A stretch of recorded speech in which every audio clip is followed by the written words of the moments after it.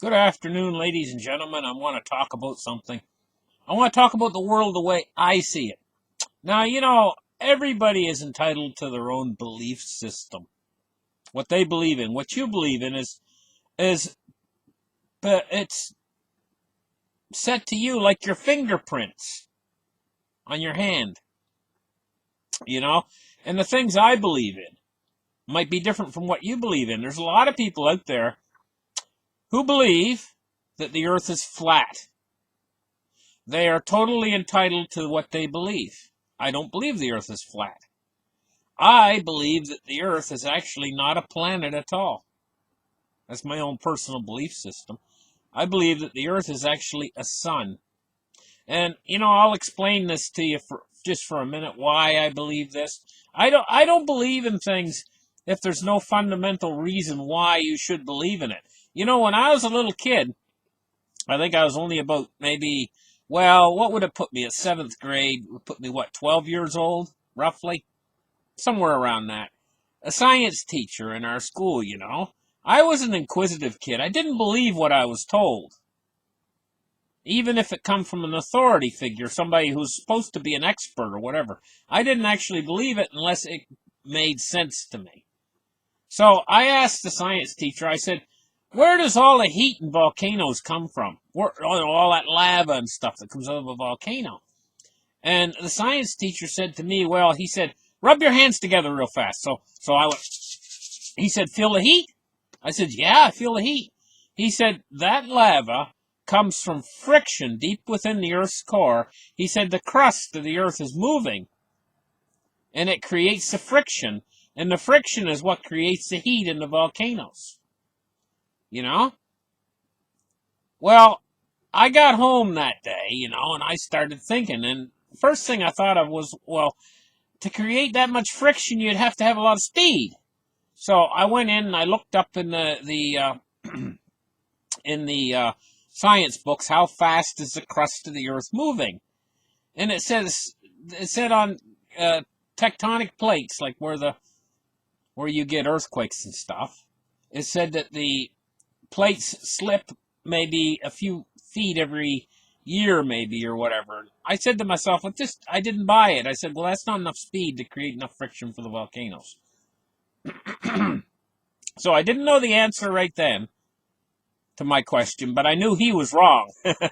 Because the Earth, well, now I've come up with a different idea. It's my idea on what the Earth actually is. I believe it's actually a sun that the crust cooled on and formed, this would be eons in the past, formed a crust over top of this sun.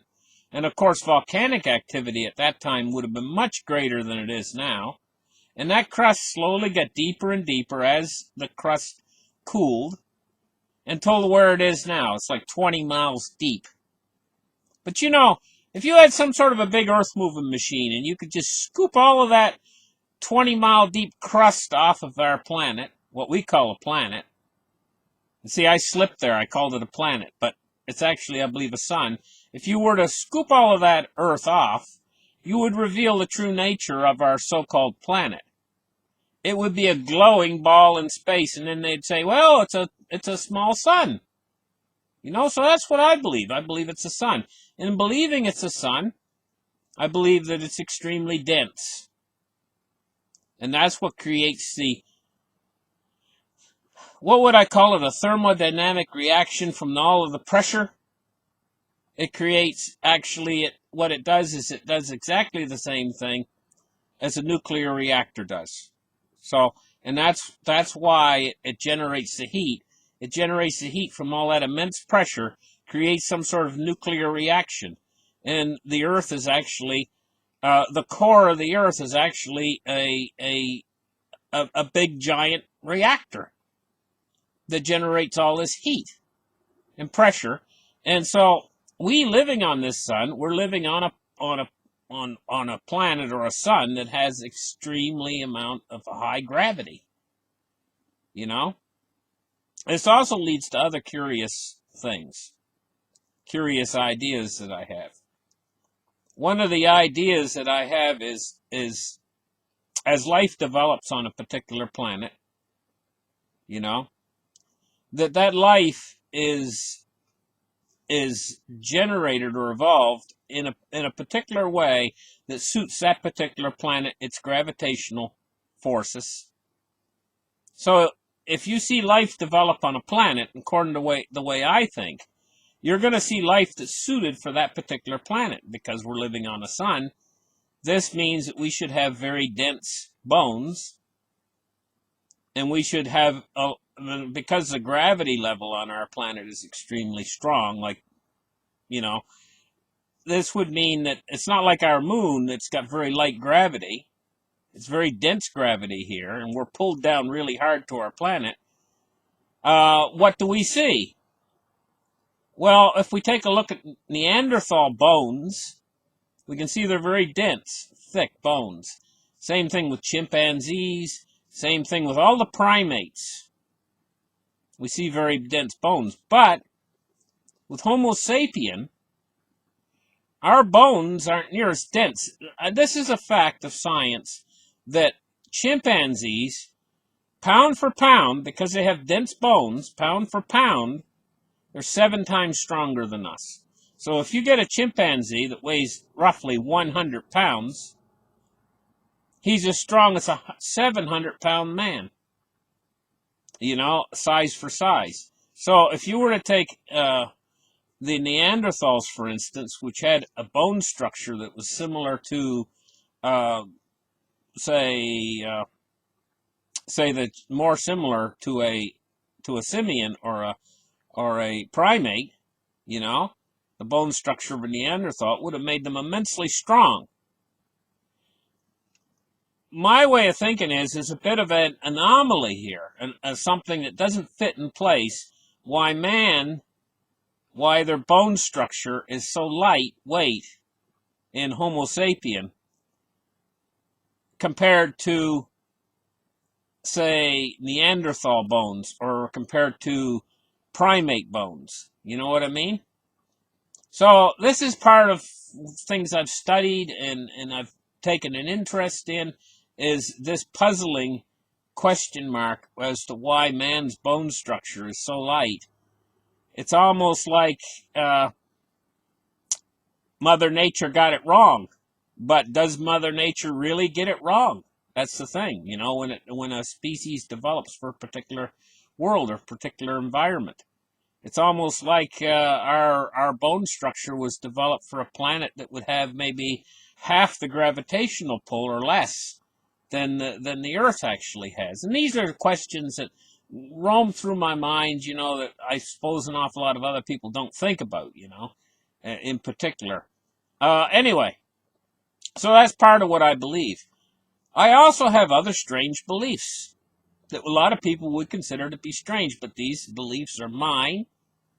You know, I believe that planets like Jupiter and Saturn, I believe that if they were really solid and dense like our Earth, being as Jupiter is about, I guess it was 10 times the gravitational pull of our planet, they say, according to NASA.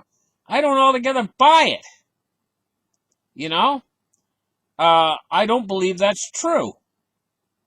Now, maybe I'm not being conventional in my beliefs, but it doesn't make sense to me using common sense. Using common sense to me, if our planet has a dense enough gravitational field where it causes liquid molten lava to be only 20 miles deep, and you know that, like, if you were to go to Africa and go to a gold mine, it's way down deep underneath the soil. I don't know how those guys can work down there.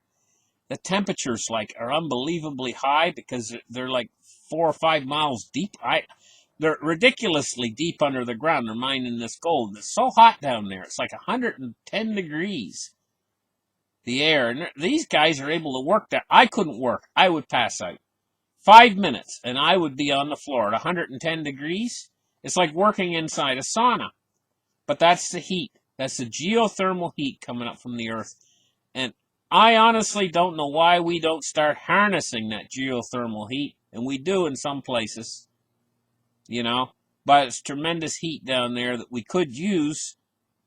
We could use places like Yellowstone and things, And I know I'm rambling a little bit in this conversation, but maybe I'm giving you guys some ideas you've never thought of before. The Jupiter and Saturn, because they're so immense, what fits in my mind is if Jupiter was made of the same material, like a solid body like our Earth, and our Earth has enough pressure to create all that heat which comes within 20 miles of the surface of our planet. All that heat down there, the heat that makes volcanoes. If Jupiter was solid, Jupiter should be a glowing ball in the sky. It should be a sun.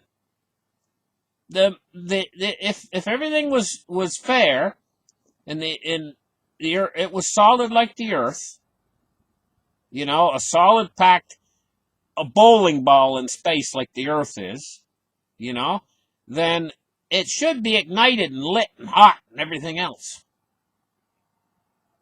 Right? Why isn't it? Well, there's only one answer that fits, to me, in my mind, is that it's neither not as solid as the Earth, or it's hollow.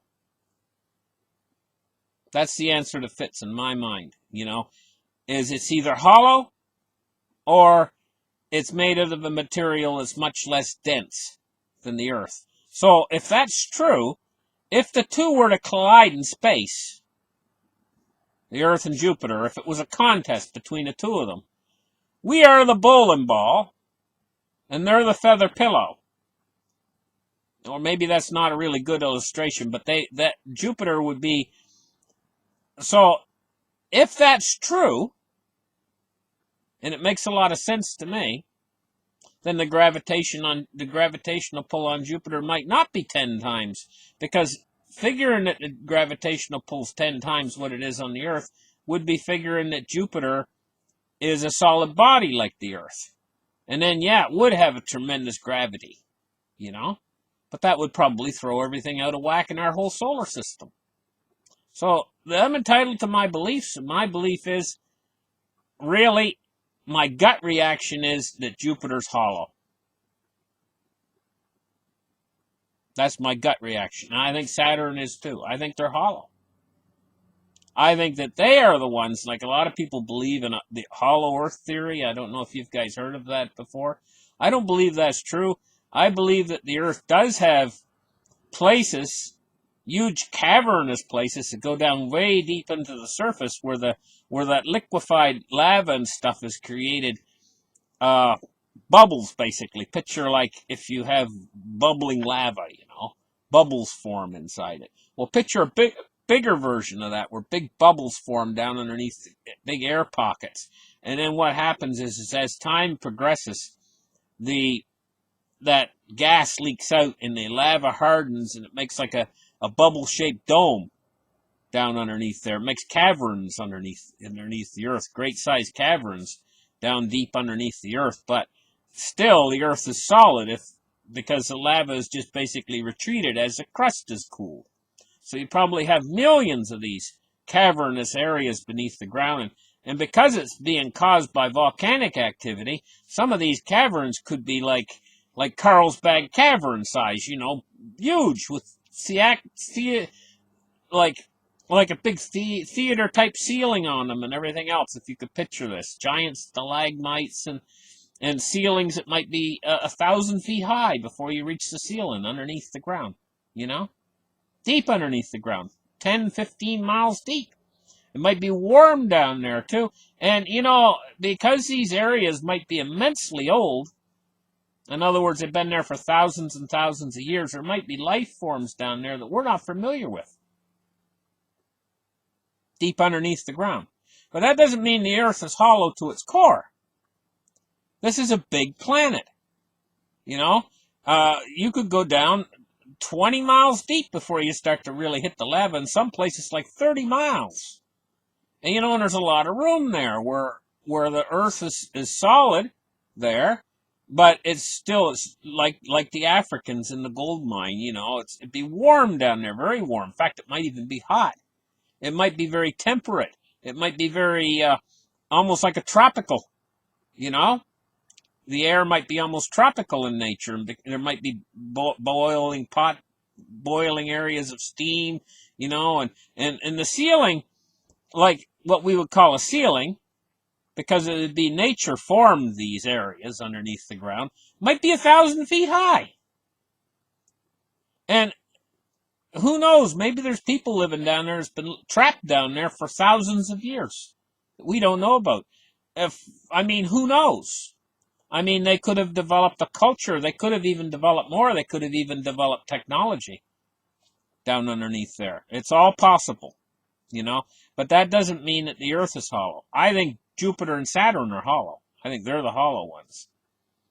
I think when according to the way I believe that when those meteors hit, or asteroids hit Jupiter a few years ago, they might very well have busted right through and went to the inside, where gravity would probably work in reverse. So if there was any inhabitants on Jupiter, well, they would be standing what we would consider upside down, because the gravity would be pushing up. And it's entirely possible that any material that breaks through would be drawn in by the sun that's probably in the center. So you probably have a sun in the center there, with that shield all the way around it we call a planet. It would be like a shield around the entire thing, that's what we call Jupiter, and that's the way I believe. I believe it's very possibly got an interior sun, and gravity would work in reverse. Because it's the same thing here. If you could dig a hole right through the earth, right to China, you ever heard them say about you could dig a hole to China?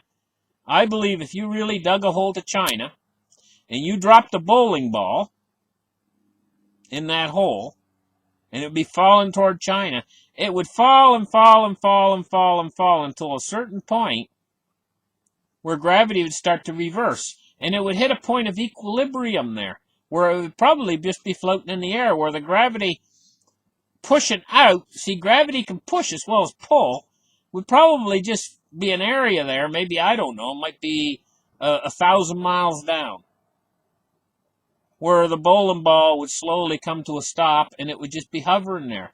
A point of equilibrium where the gravity from the center that's pushing out, and the gravity that's at the top of the earth here pulling down, would equalize out, an equal spot, where there's like no gravity. And who knows how deep that would be, but the gravity probably in the center of the earth probably pushes out and meets an area where the gravity on the top of the earth is pushing down. So you'd hit a spot where up and down would collide, And this is probably what we got on Jupiter as well. Probably on the surface of Jupiter, you probably have gravity pulling you down. But if you penetrate down through that crust into the core of Jupiter, the gravity would be pushing out in the opposite direction. So if you were on the inside of that core, or that crust, you would be standing upside down. The gravity would be pulling you down, but you'd have the feeling like you're standing on not upside down. You'd feel like you're standing right side up. You'd feel like you're just standing on normal. And if it has a center sun, like I theorize that it possibly has, then if you were on the inside of Jupiter, looking up, you would have the feeling like you're standing on the earth looking up at the sun. And in fact, if there was inhabitants in there living in that environment, they would perceive that their whole universe is that area that they're looking up at, where the sun would be in the center of the sky there. That would be their whole universe. And outer space would be what's beyond the crust. If they dug down, they'd have to dig down. But if they did dig down and try to get out, they wouldn't be able to escape, because after they got up close to the surface of the crust, the gravity would start working in the opposite direction, and it would be pulling them down to keep them inside, after they pass that point of equilibrium. And I think we have the same thing here, a point of equilibrium. So I also have another peculiar belief that I'll explain to you guys. I believe that they're around our whole solar system. Our whole solar system is like a pea pod. This is what I believe. Now, I know you guys, I'm starting to lose you guys now. You're saying, Glenn's full of it. Glenn's full of it. No, I believe that our whole solar system is like a pea pod. And all of our planets and our sun and everything are all sealed inside this pea pod. And I believe that there's an energetic barrier that surrounds it's like the shell of the pea pod that surrounds our entire solar system. An energetic barrier. A gigantic energetic barrier. It's like a wall. It's like a wall of fire. And I've known about this for years, many years, going back 20 or 30 years ago from the research that I've done. And I believe that, now it's my own personal belief, I'm going to start to go into areas where you guys probably are going to say, hey, Glenn's full of baloney. Really full of baloney now, what he's saying.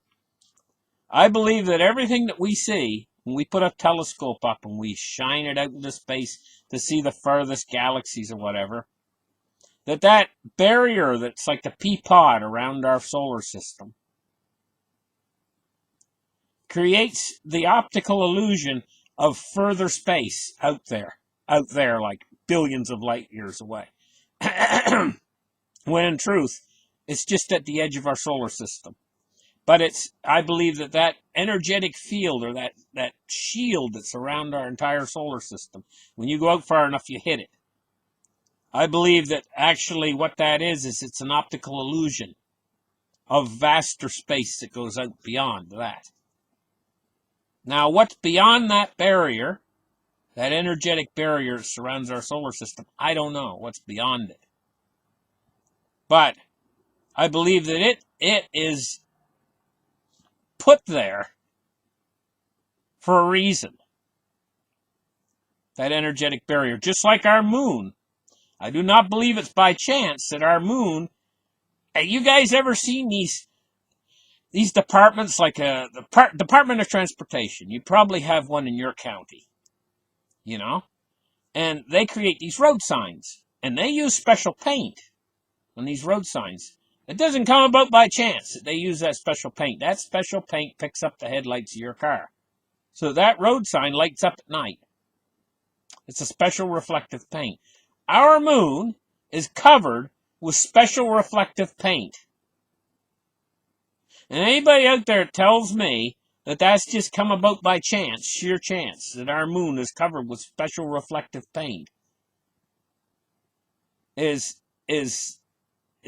full of baloney as far as I'm concerned. I don't believe that come about by chance at all. The moon is special reflective paint so that it can act as a luminary by night. Didn't get there by itself, guys.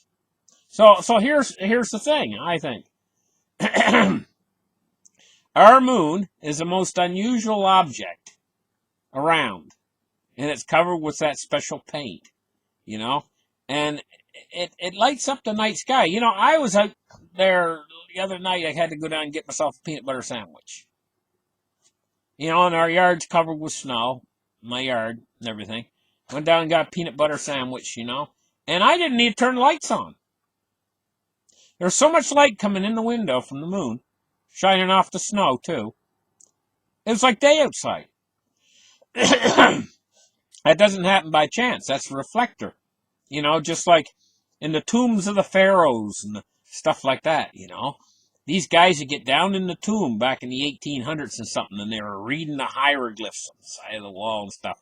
And they would hire a little boy from Egypt there, one of those little Egyptian boys, probably work all day just for a few coins, And his job would be to hold a mirror. And another one would be up further up, up in the area where the professor would be down there reading the hieroglyphs and stuff, and there'd be like two of these young fellows, and one guy would be aiming the mirror of the sunlight down to the second mirror, and the second mirror would be aiming at the wall so that the professor could see the hieroglyphs. And they'd be paid to do that, to bring the light into that area, So nice bright sunlight, so he could see what was really happening. The moon does the same thing for all of us. Didn't get there by chance, guys. So I believe that this whole, what we call our universe, is actually didn't all come about by chance. It's all actually mathematically oriented. The whole thing, everything you see is math. So this is what I believe. I believe that every single atom is actually a mathematical formula. That the atoms themselves are like a binary code, a computer binary code, And that our whole universe from the ground up is actually a product of like advanced technology. Highly advanced technology. And so we're living in we perceive as we were the first ones to come along with technology and everything else. Our whole environment we're living in is probably technology. But technology that we don't understand. We didn't understand it back when we were in the caves. Back when we were drawing things on the cave walls, we didn't understand technology. But we still don't really understand technology because our technology that we have right now is so rudimentary. But we're advancing. We have places like CERN where we're breaking the atoms apart and we're studying how they're put together.